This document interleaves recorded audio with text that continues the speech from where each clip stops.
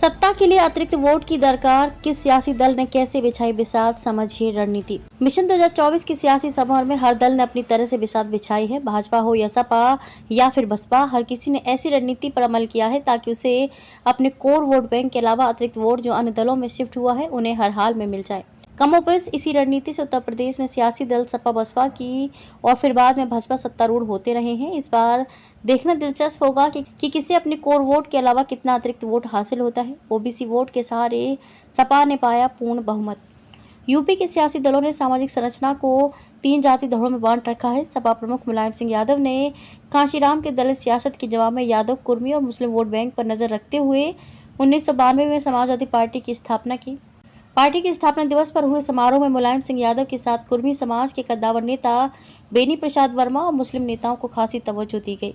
सपा ने मुस्लिम और यादव को साथ लेकर कोर वोट बैंक विकसित किया। साथ में ओबीसी समाज जैसे निषाद कुशवाहा समाज से भी बड़े नेताओं को जोड़ने का काम किया। फूल देवी के रूप में निषाद समाज और राम भुआल निषाद, भोला शंकर मौर्य, राम प्रसाद चौधरी और जमुना प्रसाद निषाद जैसे ओबीसी नेता सपा से जुड़े रहे। वर्ष 2012 से पहले जीत के मद्देनजर मुलायम सिंह ने अन्य पिछड़ा वर्ग सम्मेलन भी आयोजित किया। नतीजा सपा की पहली बार पूर्ण बहुमत की सरकार बनी। सपा को वर्ष 2012 में 29.13% वोट मिले और 224 सीटें हासिल हुई। सपा ने इसी रणनीति पर अमल करते हुए इस चुनाव में पीडीए के समीकरण पर ध्यान दिया है। देखना दिलचस्प होगा कि सपा को एमवाई के अतिरिक्त वोट कितने फीसदी तक मिल जाता है। भाजपा ने लगाई सपा की रणनीति में सेंध। कभी ब्राह्मण, बनियों और ठाकुरों की पार्टी कही जाने वाली भाजपा ने समाजवादी पार्टी की रणनीति में वर्ष 2014 से सेंध लगानी शुरू की। भाजपा ने पहली बार गैर यादव व गैर जाटव को साथ लेने का नारा दिया।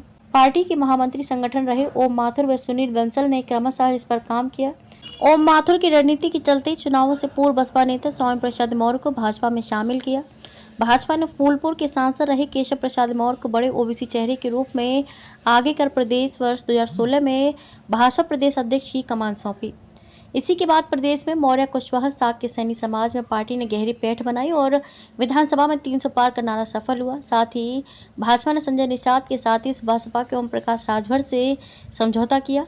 यही नहीं, कभी बसपा में रहे कई दलित नेताओं को पार्टी में शामिल कराया। बसपा के दलित वोट बैंक से कुछ अतिरिक्त वोट हासिल करने के लिए दलितों के घर भोज कार्यक्रम चलाए।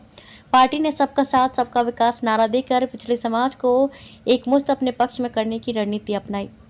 यही वजह रही कि वर्ष 2012 तक 15% वोट पाने वाले भाजपा ने वर्ष 2017 में 39.67% वोट पाए। इसी अतिरिक्त वोट बैंक के बूते पार्टी ने वर्ष 2017 में 15 साल बाद सत्ता का स्वाद चखा।